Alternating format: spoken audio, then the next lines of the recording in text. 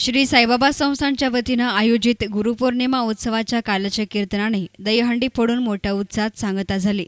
यंदा उत्सवाच्या मुख्य दिवशी भाविकांनी केलेली गर्दी आजवरची सगळ्यात मोठी गर्दी ठरली। उत्सवाच्या सांगता दिनी सकाळी संस्थानचे उपाध्यक्ष चंद्रशेखर कदम यांच्या हस्ते समाधी मंदिरामध्ये पाद्यपूजा आणि गुरुस्थान मंदिरात रुद्राभिषेक संपन्न झाला। संस्थानचे उपकार्यकारी अधिकारी डॉक्टर संदीप आहेर यांनी सपत्नीक रुद्राभिषेक पूजा केली।